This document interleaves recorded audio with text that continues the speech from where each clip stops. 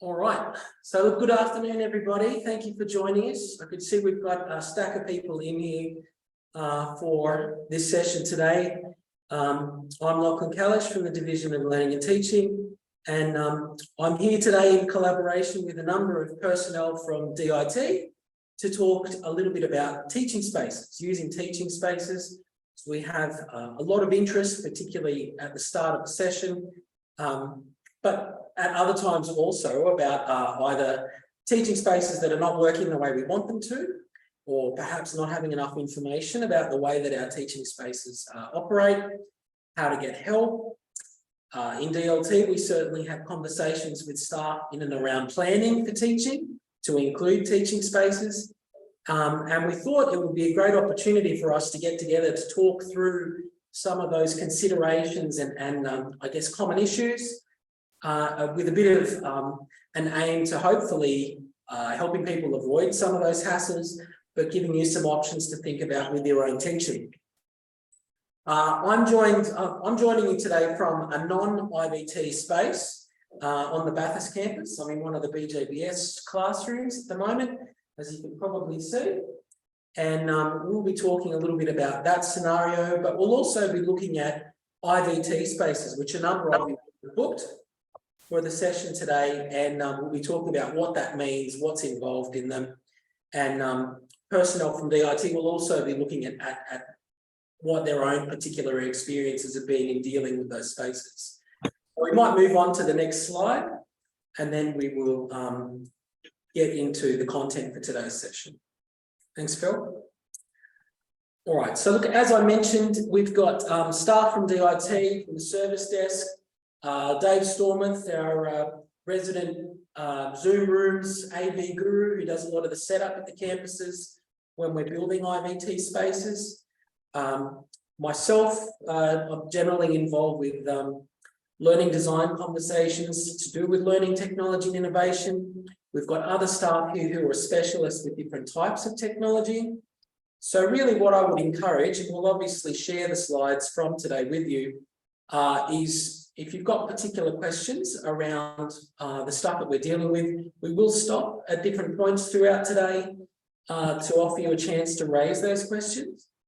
One of the interesting hiccups we've already had in this space at the moment is looking at whether or not we have the ability to use the chat function in a Zoom meeting when we've got multiple spaces, remote, classroom to classroom, and others operational. So really we'll say that was a deliberate decision on our part to demonstrate that point.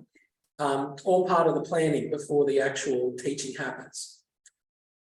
We will have an explanation in and around some aspects of IVT classrooms versus non-IVT, but I would point you towards the link that is at the top of this screen on the slide deck, which is going to be referred to quite often, the Teaching Spaces help page, which is put together by DIT, which has links off to many, many other aspects to do with using teaching spaces, whether it's support documentation, whether it's booking processes, whether it's how to connect you up with expertise in different areas.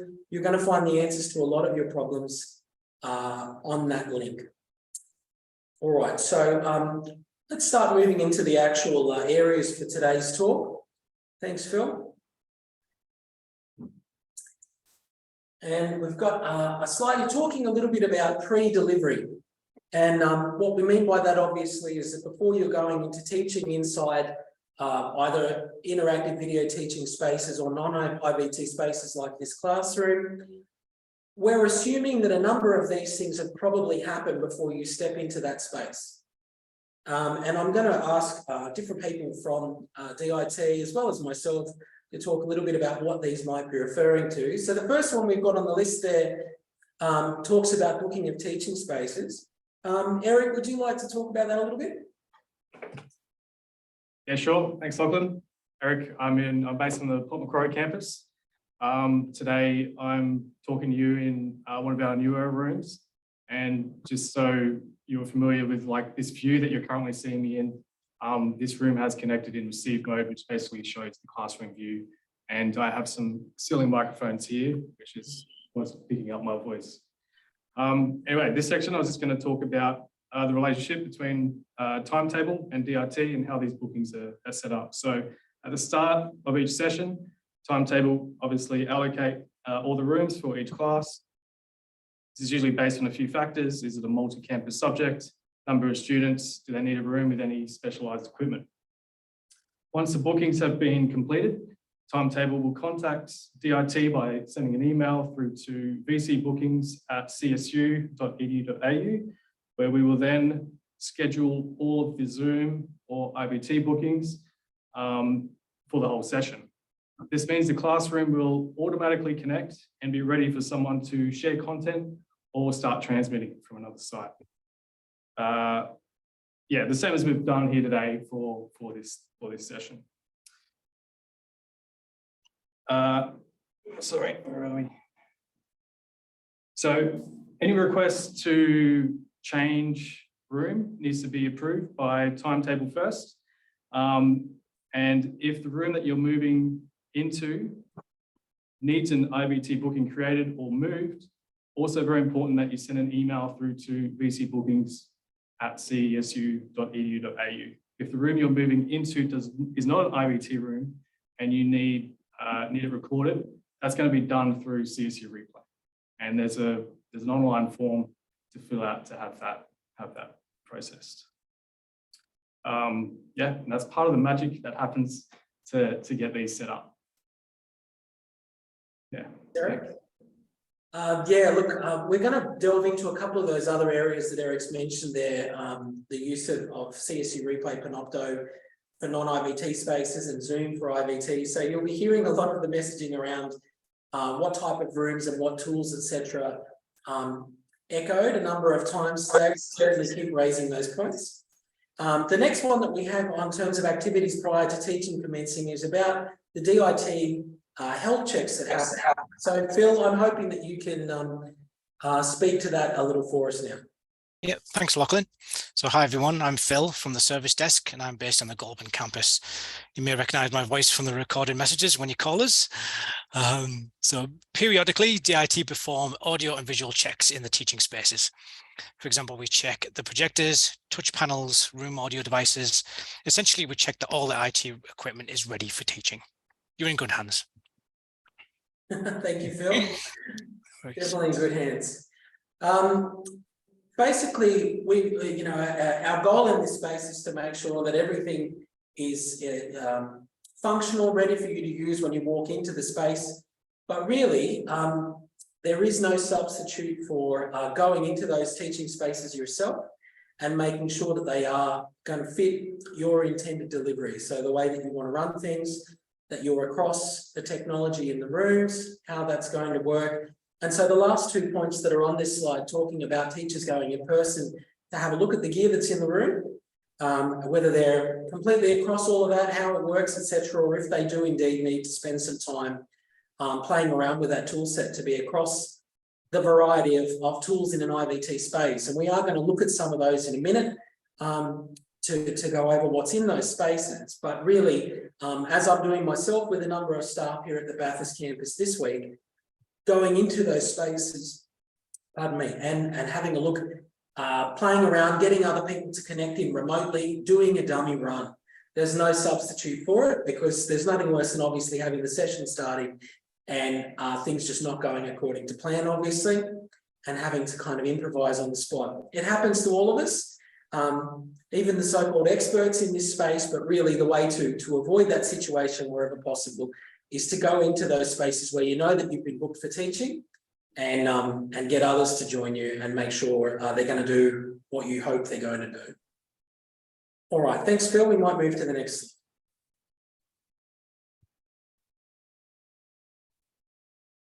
Okay, now I'm going to ask Dave Storman to step in at this point and chat to us. He's coming to us from an IVT space today, which many of you will be delivering lectures, etc. from. And he's going to actually unpack what's going on in those spaces a little bit for us. And then we might have some questions, stop for a bit of discussion after that to look at some of the concepts or problems that may have been raised already. Thanks, Dave. Thanks, Lachlan.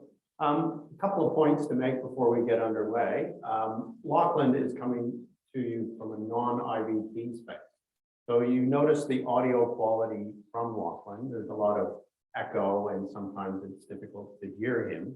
So those are some of the tripping points of teaching in those spaces and using IVT via your laptop. Also, when Phil jumped on the call, you heard him crisp and clear, and not just his accent, but that's because he was on a headset. So he's on a headset, the mic's very close to his mouth, and people can hear him really well. So in IVT spaces, there is fitted wireless lapel microphones, which I'm wearing at the moment. And also on the lectern itself, there's a microphone for picking up the lecturer. And in the ceiling, there would be a mic array for students. Now, principally, the purpose of IVT, I'll step back into the picture so you can see me again. The purpose of IVT is cross-campus teaching.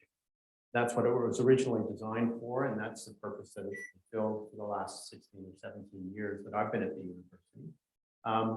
And what we do in these spaces is we very actively process the audio.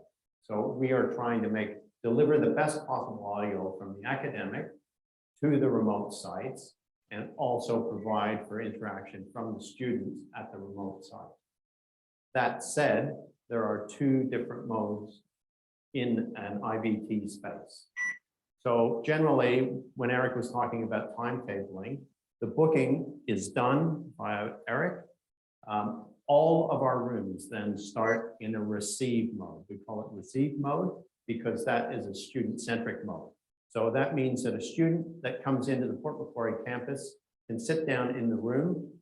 The lecture will automatically start. All the equipment will come on. The room will be in a receive mode. The ceiling mics will be alivened so that there's pickup from the ceiling mics where the students are sitting.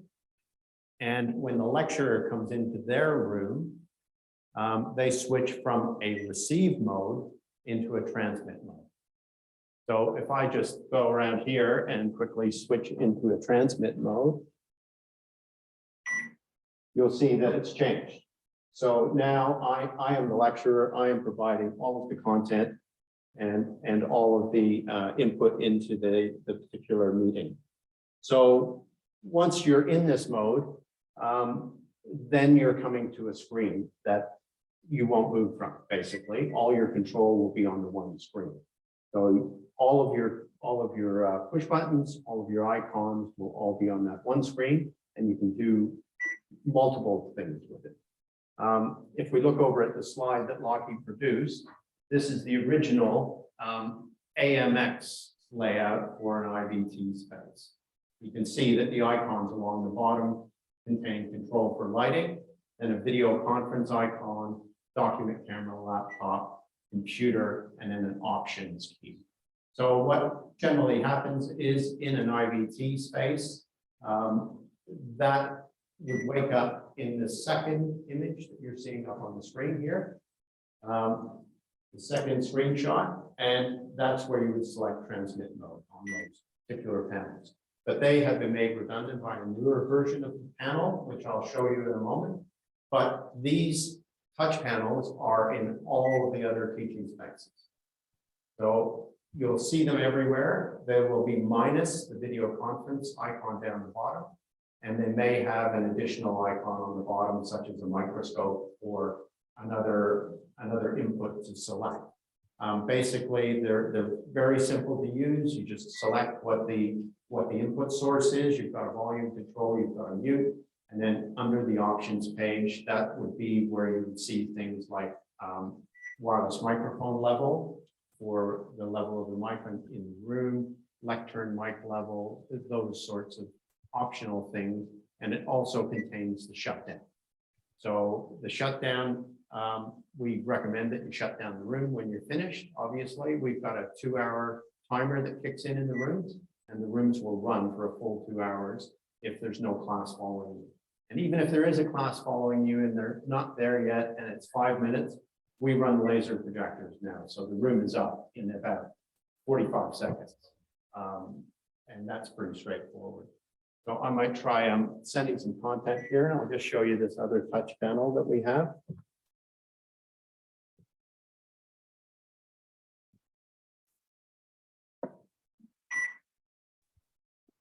Phil, you'll need to just stop sharing. Yeah, maybe Phil needs to stop sharing if he's Yeah. host. He is host. Allow me to share. Yeah, okay, so I'm in the video conference screen. I'll just talk about this one briefly, and I've hit the source selection. So now it's asking me which source do I want to send in the meeting. So I've selected document camera, and I've spent about 10 minutes trying to get the document camera lined up on the touch panel for you so that you can see it. So if I go out of this, so when you are in a video conference mode, this is the screen that you will be seeing. So you're in a transmit mode, you won't move from this page. Basically, all your controls are on this page. You may select something, it pops up with another page on top of it to give you information, such as you've got the camera sources down this side of the page here. So they're all preset. So if you want this view as a lectern view, so you also have a wide lectern view if you want to move around a bit and wear the lapel microphone, bearing in mind that once you move away from the microphone that's on the lectern, you're not going to be picked up as well. But if you wear the lapel microphone, then you can walk to the other side of the room and back, and it's no big deal. You've just got to be mindful of the camera view. So if I go on a lectern wide with this,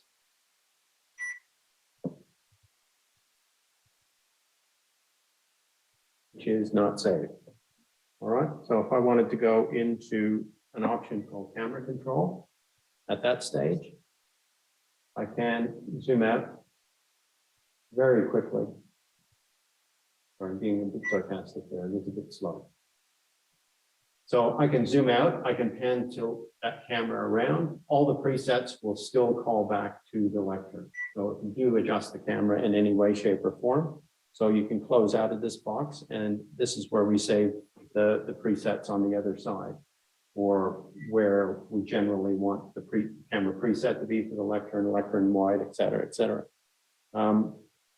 We can jump over to participants list, which we have now. So we've got a list of all the participants in this meeting. So we now have control to mute them, whether audio or video, or to view if they've got their hand up or hand down or that sort of thing. So that it can be a handy tool. It is a little bit slow because it's going through the control system to Zoom and then back from Zoom through the control system to tell you it's done what it's done. But it's a handy link to see who's connected via video versus, you know, audio connections and anyone that has questions. Doesn't like my finger. All right. So basically at the top of the screen, it's pretty difficult to see. We're just not seeing it there. I'll just push this up. It may look wonky, but it will show you that. So basically the meeting ID up on the screen has been generated and the call has connected. So if during the call, the power goes out or there's a service disruption of some description, and then the system comes back up, it'll automatically reconnect to the call. The old system didn't do that. You had to phone the service desk and get the call reconnected and da-da-da-da-da. Now we can do this. So it is a vastly improved system, I think, over what we previously had. And at the end of the day, I think you'll find it's much easier to use than the previous model. Any questions?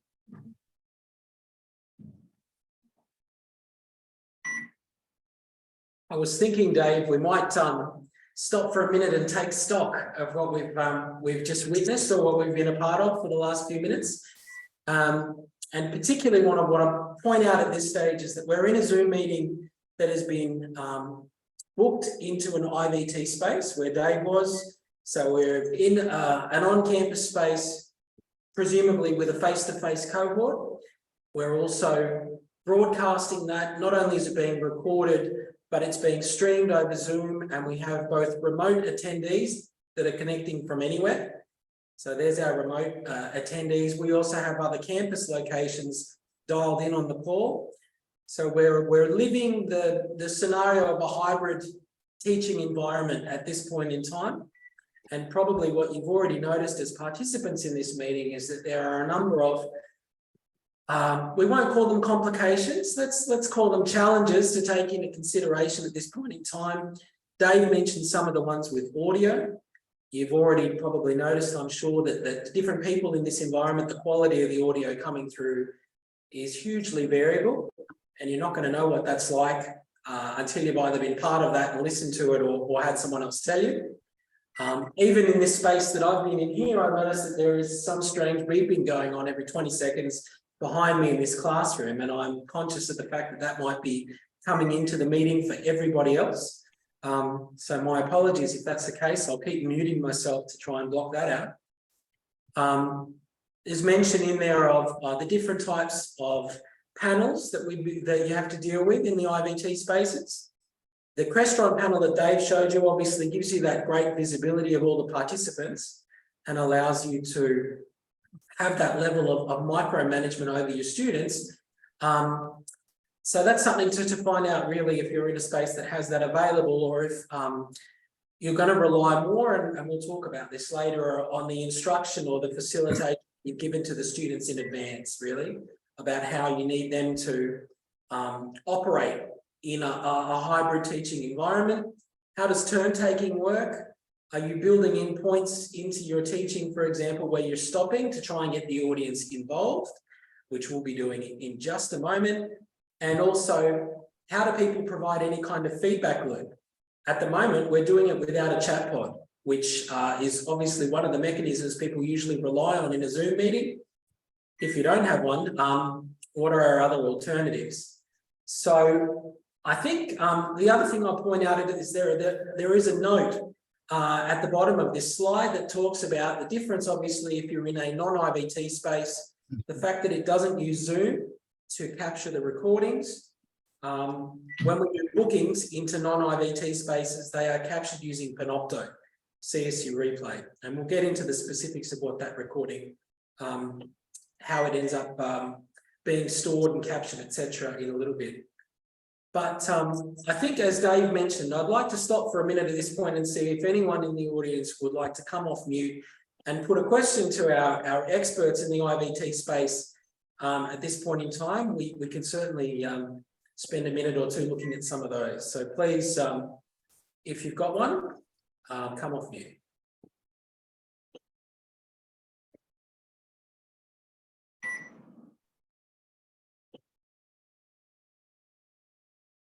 No, I guess not. Okay. Sorry, I was going to.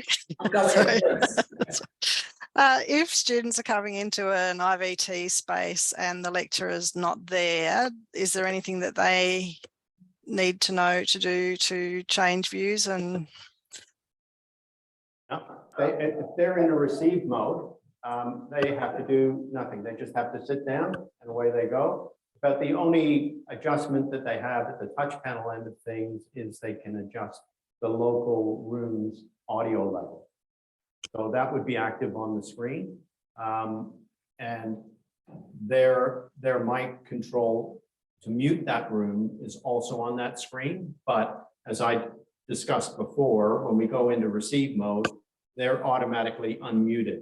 But the only two things on the screen in the student's end is muting those mics or increasing or decreasing the room volume level. okay, thanks.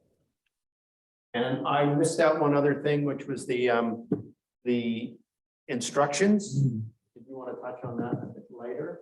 So there's in-room support documentation in an instruction page, but I think we've added it on a further slide, haven't we, Rob? Yeah, Phil, I might get you to move on to that slide with the in-room document. We can have a look at that as it's pertinent right now. Thank you. So the document in question is in each of the IVT spaces. You'll find it near the room PC, near the lectern, and essentially it will give you more specific instructions on how to operate the panels. And you'll see, obviously, there's some detail in terms of the icons or the controls to be used. So that's probably your first point of contact in terms of how to use the tools in the room.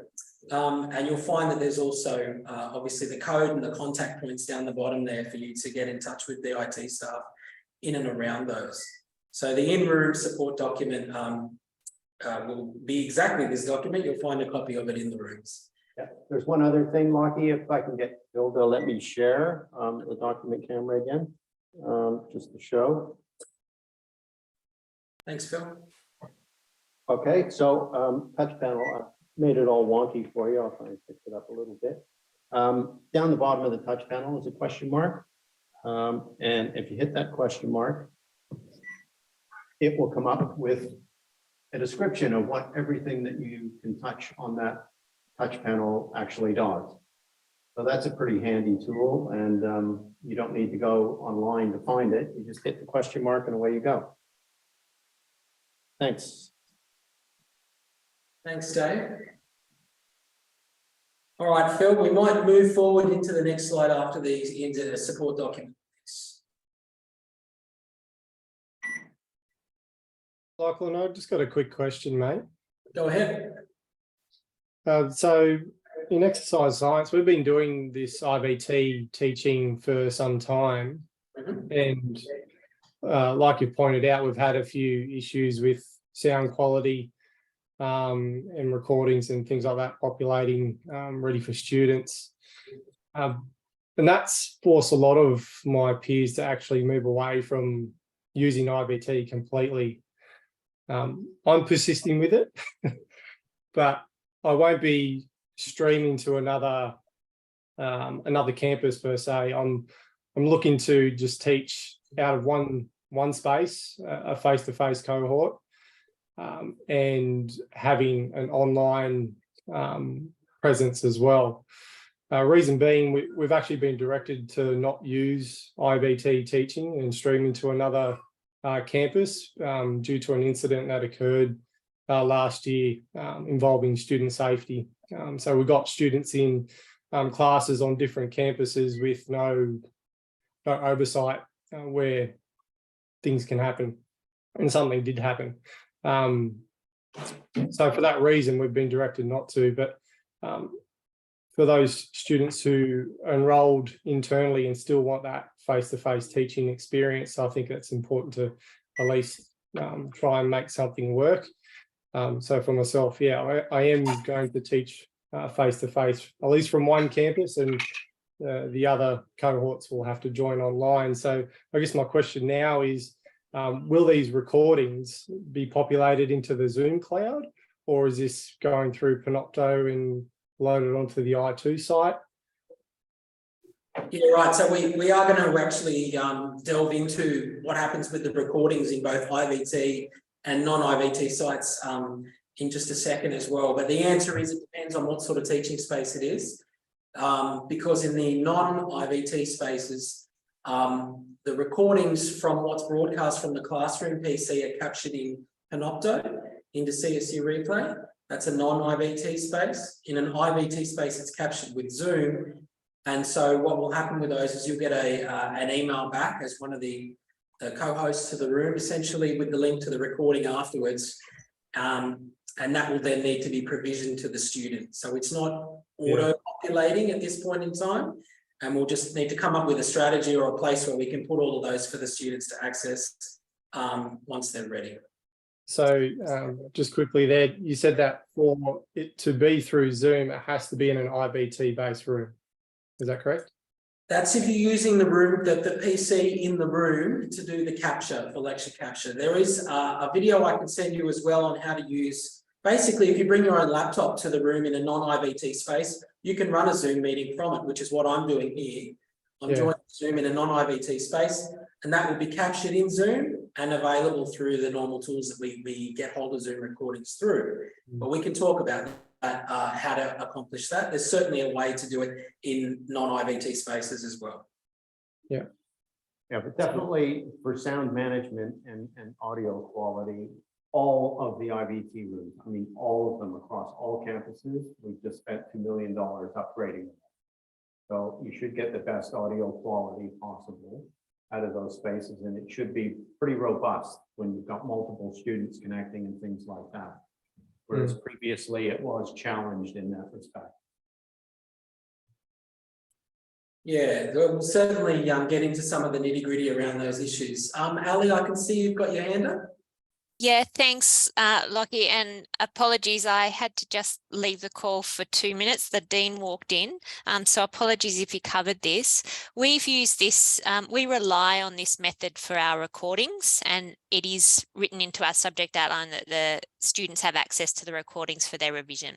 There's been a bit of a teething issue as we've come back to session last week, but we think we've got it sorted now.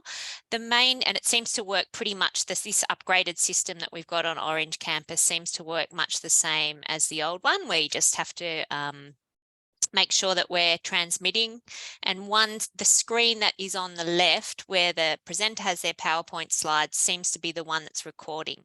What I'm wondering is how you control what's on that second screen. Because I've been fiddling with the touchpad and it doesn't seem like we can control that much, because it is quite off-putting to the cohort looking back at themselves. I wonder if that's something that is easy to change or we just have to ignore it. Dave, do you want to weigh in on that, or I can hypothesize from my end? Sort of looking at Eric, thinking, I'm trying to understand. Are you asking about the camera preview? So at the front, you've got the two screens, and then the one on the right has obviously just shows the people in the room. Yep. Yeah, there should be an option. I know what's happening. It's okay, Eric. Yeah. What's happening is, I think in those lectures, and it's a good point to bring up, the person presenting is not presenting with video. So what the default camera view is the classroom. So as soon as somebody is connected via video, and that's the way the rooms are set up, so that they can see the academic presenting, and they can also see the PowerPoint. So I think what you're asking is, in that particular scenario, I think I looked at that meeting, and the presenter was only broadcasting audio. And in that case, all they would get is the screen view of the room. Yeah, so it seems to be if there's no one zooming in, which can be the case. So we might have the whole cohort there. Yep. We're still using the IVT space for the purposes of the recording. Yep. But there's no one coming up on that second screen because there's no one joining in. So the cohort are just looking at themselves. Does that make sense? Yeah, but who's teaching?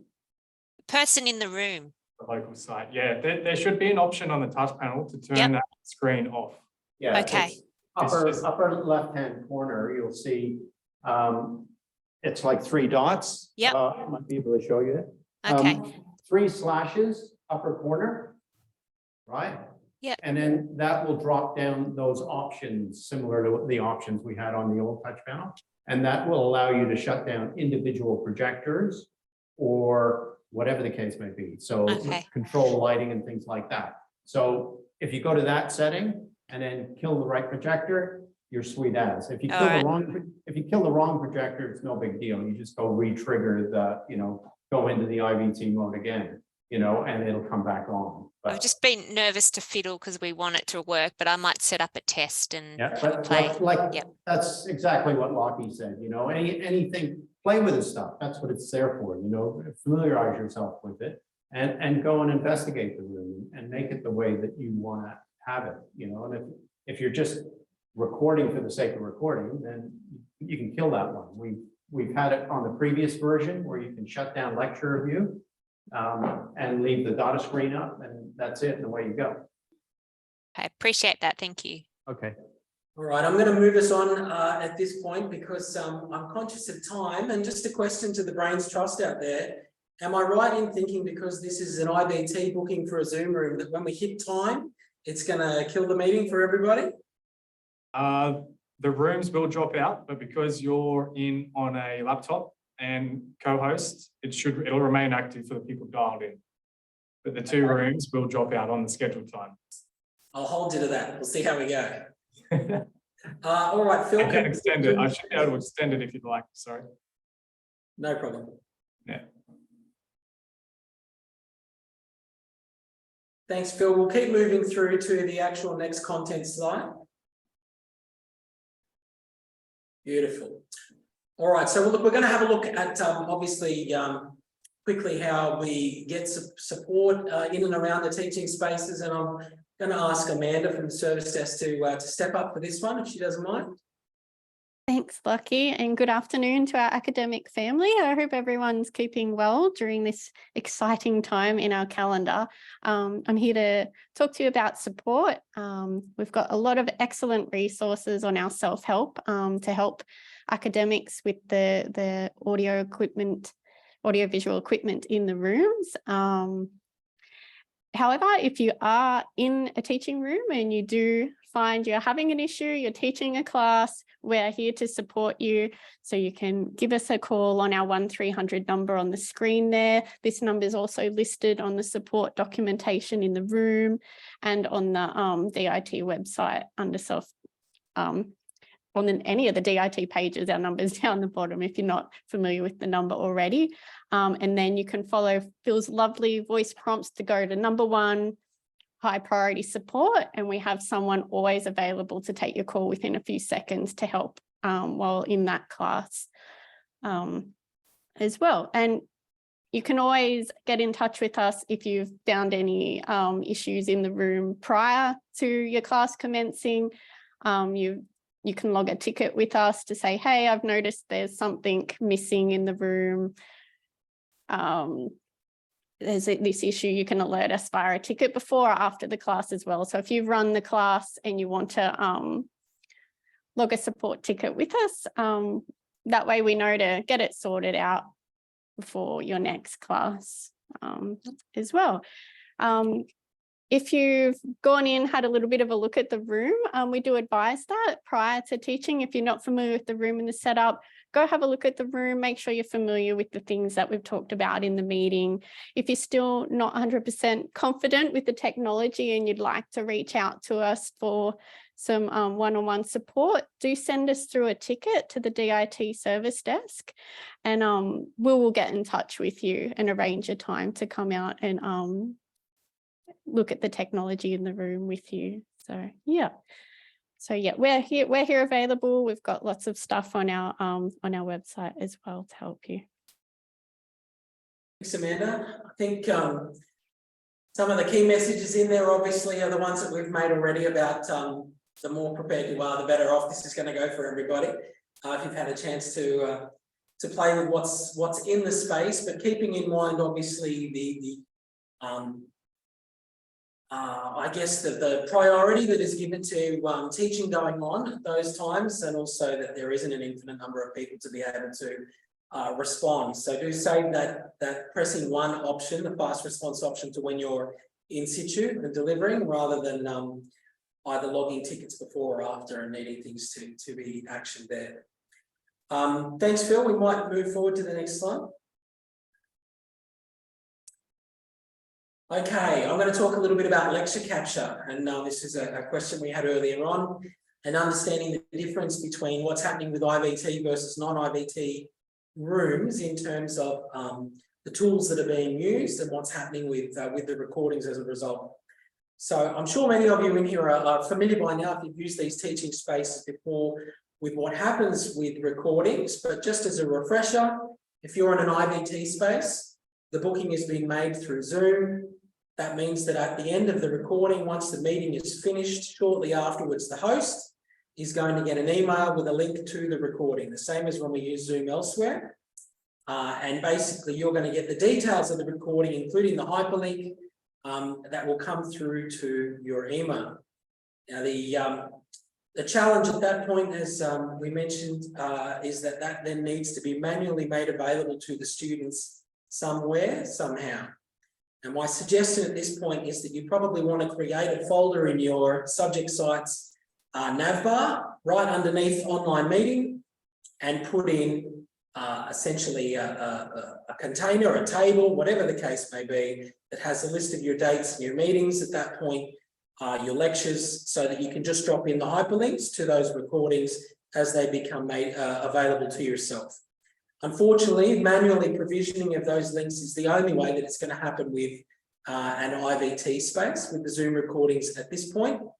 Although it is something that we're looking at, obviously, we want things to be as streamlined as possible. They have to be manually provisioned.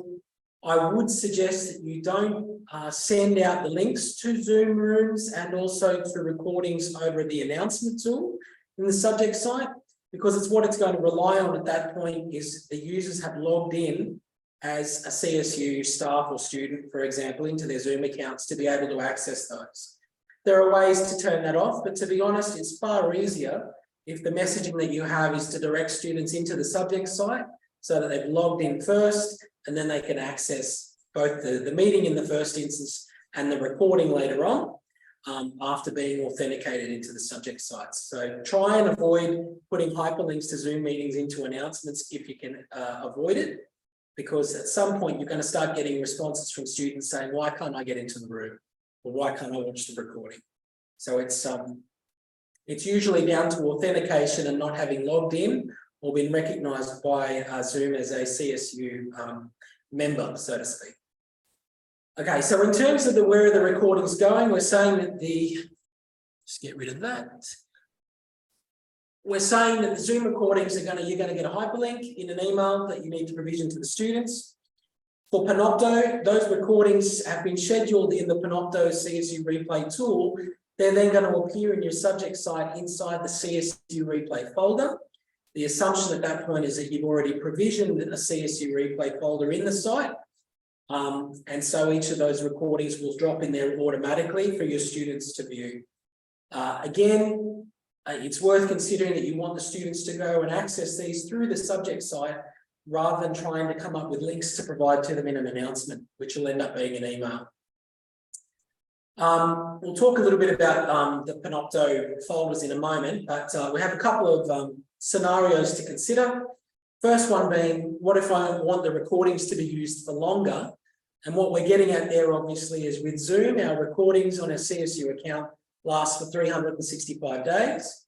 So if you've got a recording that you intend to use 2 years from now, you're going to need to put some thought into where that resource is going to be used.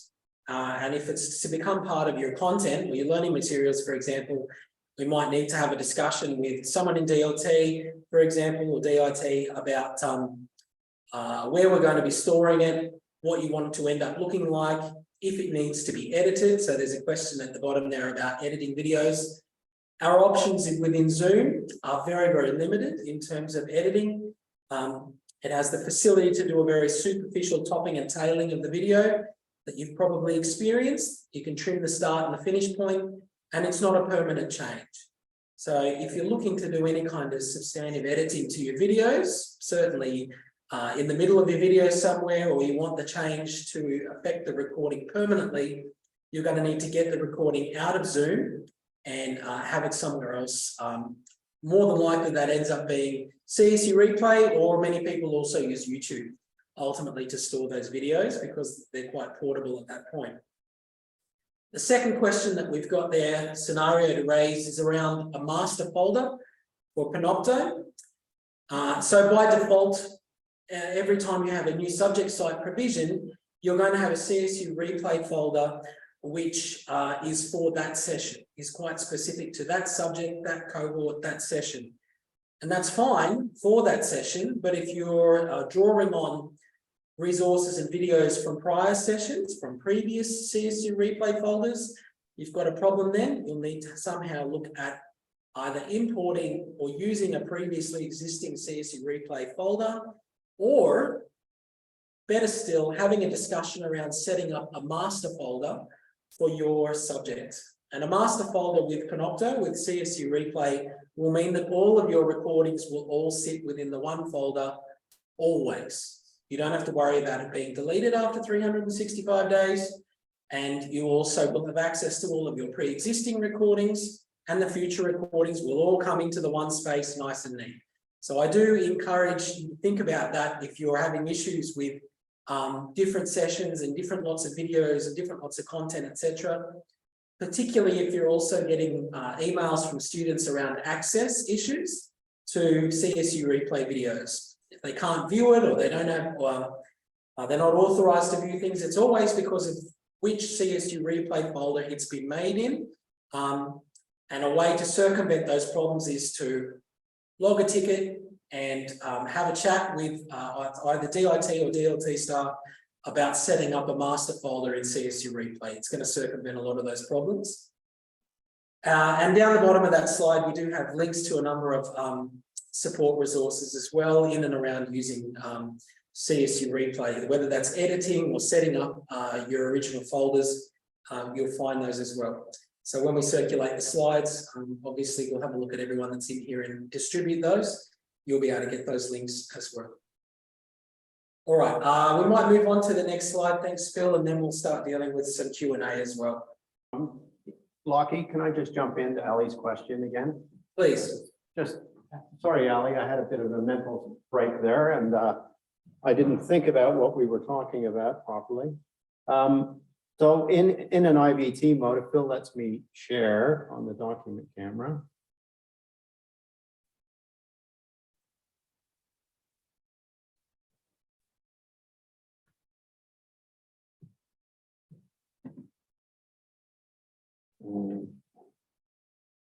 I'm going to get the document camera up here, share content, document camera, there we go. Close.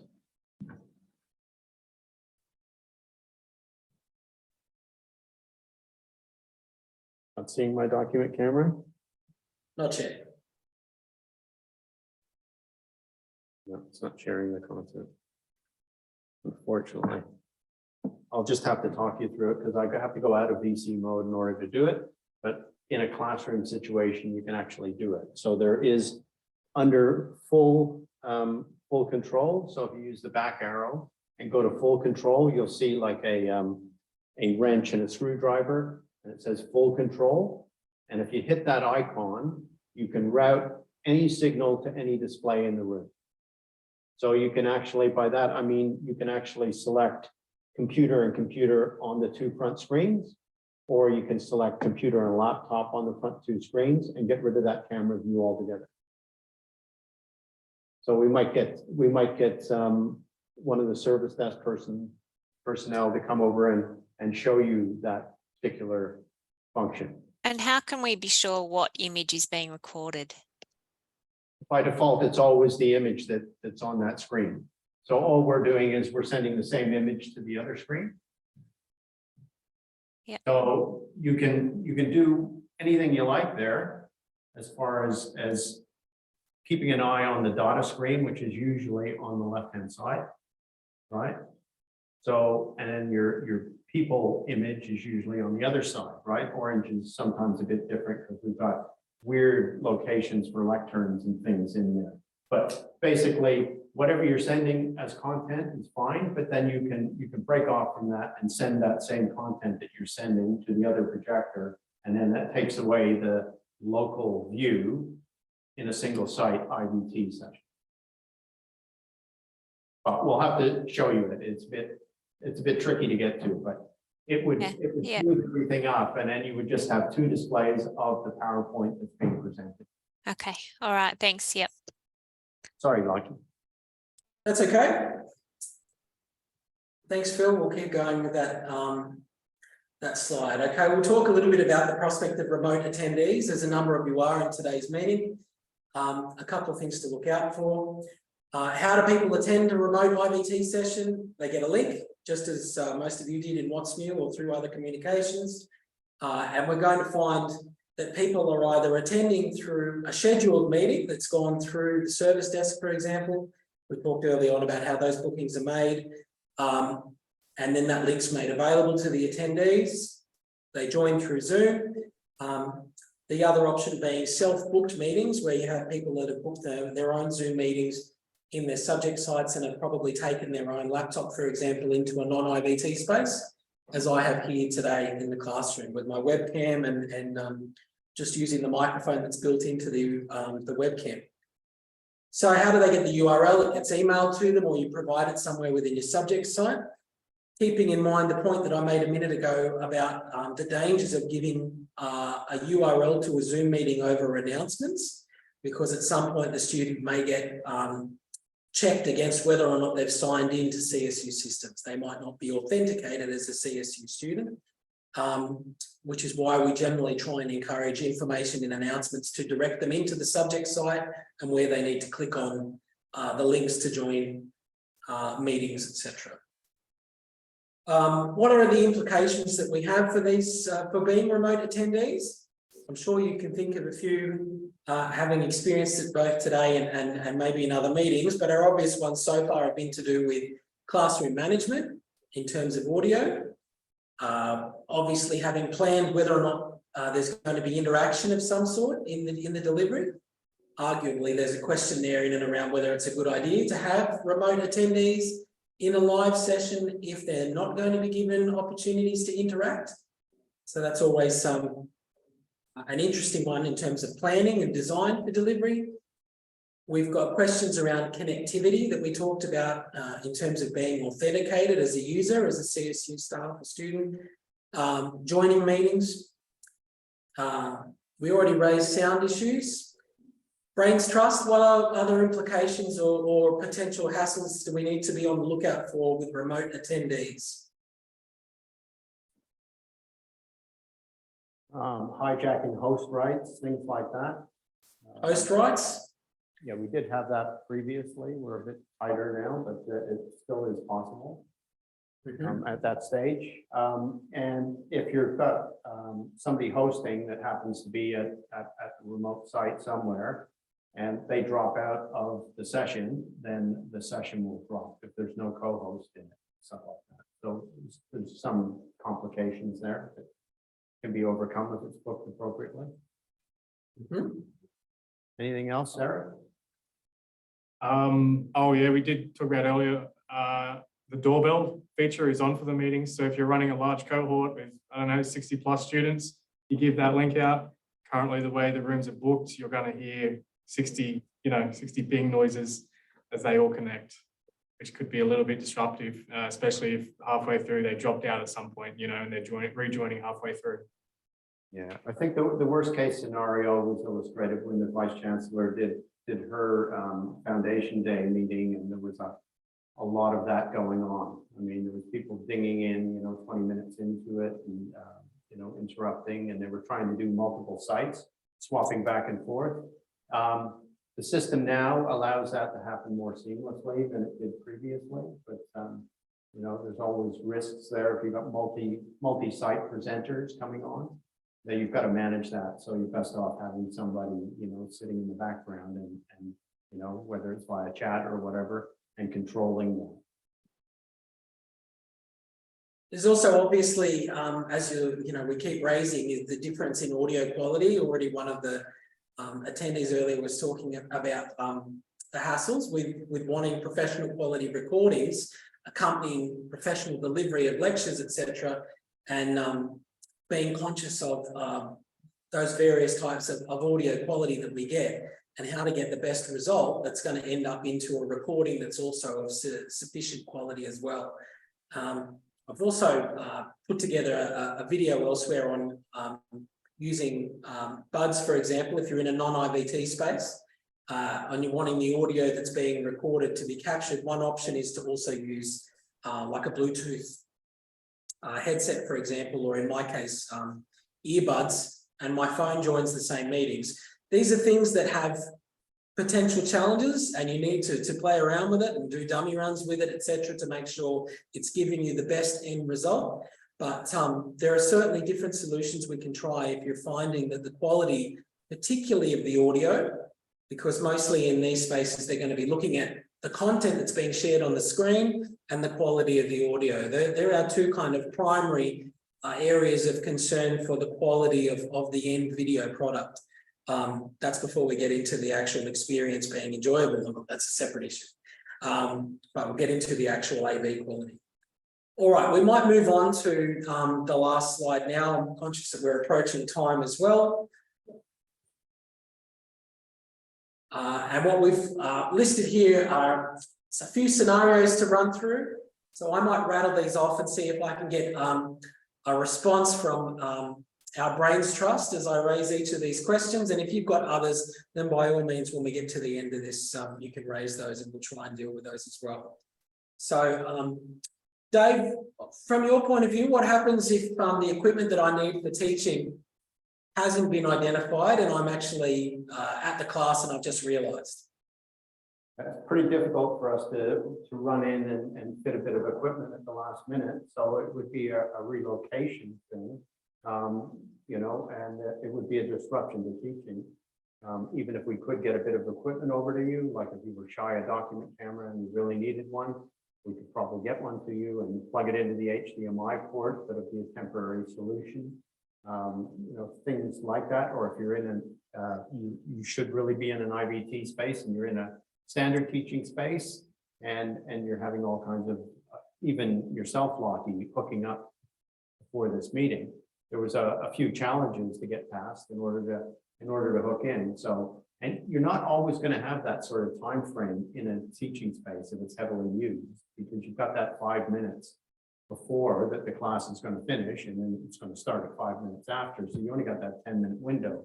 So you've got to know exactly what you're doing and have all your ducks in a row to hook in. In saying that, all of our teaching spaces are designed for you, the academics, to teach students. And if you don't feed back to us what you need or what your requirements are, then, you know, rooms aren't going to change. And at the end of the day, I mean, Lockie takes a lot of feedback and I get a lot of feedback, but I'd like more, you know, I'd like more suggestions, more input from the teaching staff as to how we can improve things, because that's what we're here to do. Absolutely. All right, thank you, Dave. Obviously, that feedback loop is really important. Other considerations in a space like this, as you've just seen, is make sure you're turning off other pieces of software that are going to appear potentially in a recording. If you've got notifications, things like Teams, Outlook, etc., on in the background when you're in a Zoom meeting, you obviously don't want those appearing in the Zoom meeting. So do spend the time beforehand closing all your non-essential applications in the background. I make this mistake constantly, and then I'm really self-conscious about what's appearing in the recording itself. So I was just reminded because something appeared on my screen at that point, but luckily won't be in the recording. Next question that we've got, Eric, maybe for you this one. We get students dialing into IVT and talking about having connection issues they can't get through. It's happening during the live teaching event. What are our options? Yeah, it's pretty tricky with, you know, BYOD, so bring your own device. Every computer is different and they're normally using a different setup. So the advice that we would give to a student in that situation would just to review the recording after the fact. If they had any sort of specific issues that was maybe ongoing and they couldn't join any of the sessions, then it would be the standard advice, which is just they need to call Student Central, log that as a ticket, and then they will escalate that through to IT, and we'll be able to do a test session and troubleshoot that until we can get them, you know, joining a session without any issues, hopefully. Absolutely. We talked previously a little bit about Panopto and Zoom and having a shelf life on our recordings and how we keep them available and active. And the answer really is, if a subsequent session or subject needs to have access to the same recordings, you're going to need to use either a master folder or look at getting it out of Zoom, for example, and into another platform like Replay. But I would really say that log a ticket, have a chat with someone about what you want to do with them, where you want those recordings, etc., to end up, because there's probably going to be better ways to handle the resource than trying to just deal with Zoom as such. All right, so what happens, maybe, let's see, Eric, I'm going to throw this one to you again. What happens if you've never logged into the CSU Zoom portal beforehand? You're likely to get an error similar that was on the other screen, where it's going to ask you to sign in. However, it will not accept your email. It'll just say user does not exist because you need to actually sign into your Zoom account to make it active. It's like you click a link and after it's created, you'll just sign in through SSO. So that's our single sign-on service, which just remembers your login for every time thereafter. Absolutely. So what we're basically getting at here is that whilst the Zoom tool inside our i2 sites is incredibly powerful and the interface is pretty easy to use, it all hinges on really you having created or at least logged in to the Zoom portal at least once. And the same goes for your students as well. If you're needing any kind of hosting rights, co-host rights, and sometimes access rights, it all hinges in and around having at least once created an account via the Zoom portal. And if you're ever having connection issues to Zoom meetings that you think you should be able to get into, your first recommended step is to go into charlessturt.zoom.us and log in, then try and join the Zoom meeting, because otherwise there could be a variety of other issues that are stopping your access at that point. Next point, Amanda, how do we feel about questions around using MS Teams in our teaching spaces at CSU?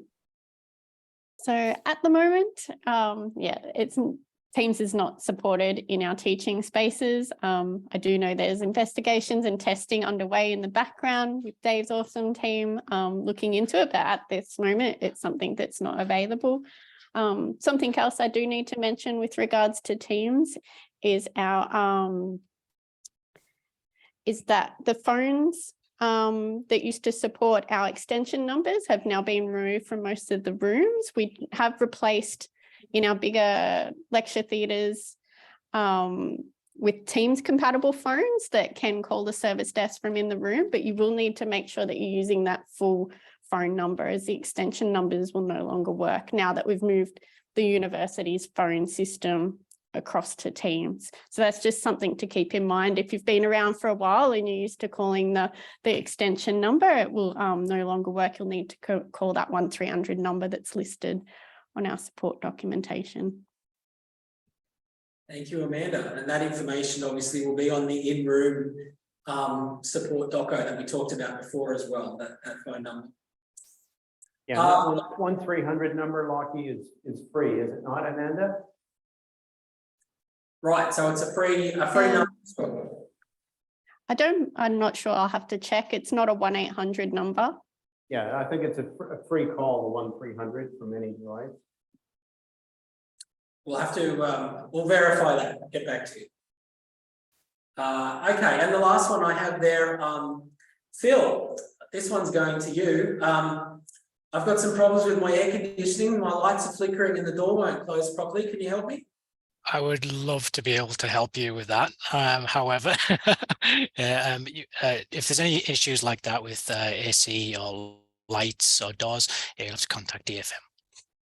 Absolutely, through facilities to resolve those.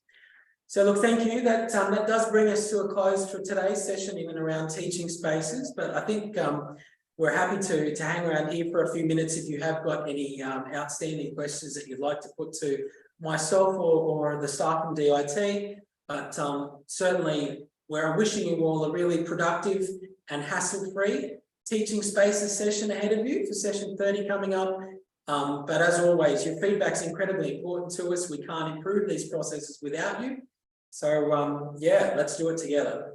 Thank you all for coming today.